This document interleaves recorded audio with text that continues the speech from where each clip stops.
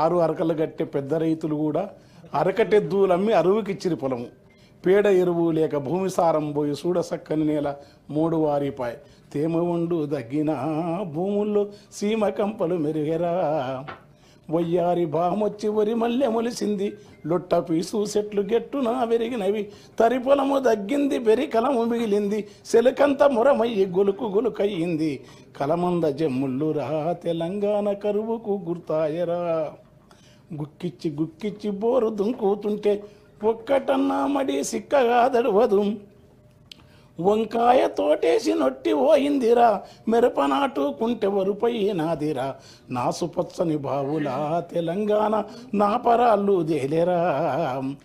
కంటే కానుపు కొరకు సస్తె బొంద కొరకు ఉలస పోయిన జనము వచ్చిపోతుంటారు. సావు పుట్టుకల మధ్య తప్పని పెళ్లికి ఇండ్ల సున్నాలేసి ఎగురంగ చేసేరు. పెళ్లి వెళ్ళిన నెలకురా ఇండ్లన్నీ పెంట కుప్పాలైతవి. దగ్గు దమ్ము టీబీ కక్కుడా బేదులతో 30 ఏళ్ళక ఈడ ముసలితనం వస్తుంది. నెలకు 3కు పైగా పీనుగలు లేవంగా పల్లె చుట్టూ పాడే కట్టెలు బూడిదాయే.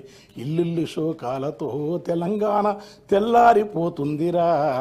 అలాంటి ఉద్యమాన్ని కేసీఆర్, జయశంకర్, కోదండరాం సార్ మొదలుకొని తెలంగాణ మహాసభ అవన్నీ ఇప్పుడున్న సార్ కూడా మంత్రి పదవి మనతో కలిసి పనిచేసినాడు. అనేక మంది కవులు.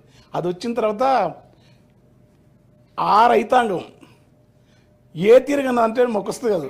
గలగల గల కాలువలల్ల మిలమిల సెందమామ చేతి కందినట్టు మనసెంతకొచ్చినట్టు ఎంతలింత మార్పు ఏది కేసీఆర్ చూపే ఈ తూర్పు అని ఒక సూర్యకాంతిని చూపినని రాసినాను నేను.